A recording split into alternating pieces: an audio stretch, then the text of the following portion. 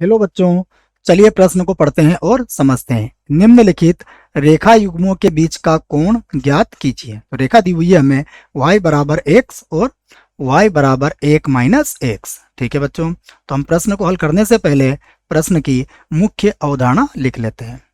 तो इस प्रश्न के लिए हम लिखते हैं मुख्य अवधारणा, जिसकी सहायता से हम इस प्रश्न को हल करेंगे। ठीक है, मुख्य अवधारणा में हम एक सूत्र लिखेंगे जो दो रेखाओं के मध्य कोण ज्ञात करने में हमें काम आएगा।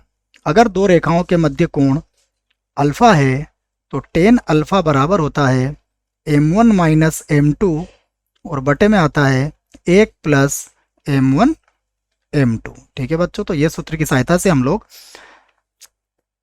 दो रेखाओं के मध्य का कोण ज्ञात करेंगे। ठीक है, अब देखते हैं प्रश्न में हमें क्या दिया है। तो हमें दिया है, देखो सबसे पहले पहली रेखा दी हुई है, तो रेखा हमारे पास क्या है y बराबर x। ठीक है, तो हम इसकी तुलना किससे करेंगे, y बराबर mx से। तो इस रेखा की जो ढाल होगी वो हो जाएगी हमारे पास m1 बराबर 1। ठीक है बच्चों, फिर देखो पुनः हमें दूसरी रेखा भी दी हुई है। तो दूसरी रेखा क्या है हमारे पास, दूसरी रेखा है हमारे पास y बराबर 1 माइनस एक्स, जिसको हम क्या लिख सकते हैं माइनस एक्स प्लस 1।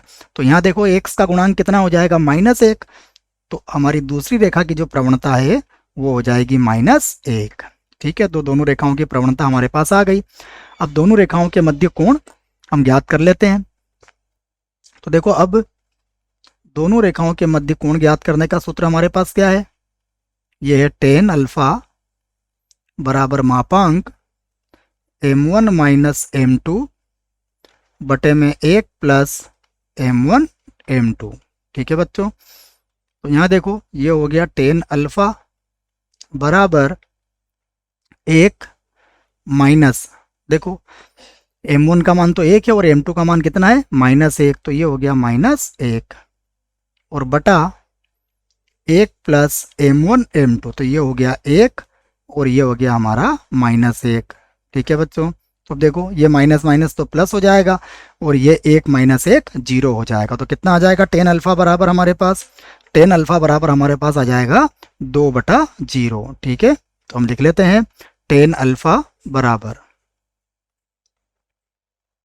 हमारे पास हो जाएगा मापांक 2/0। तो टेन अल्फा बराबर हो जाएगा हमारा अनंत, और अनंत कब होता है, अनंत हमारे पास होता है टेन 90 डिग्री पर।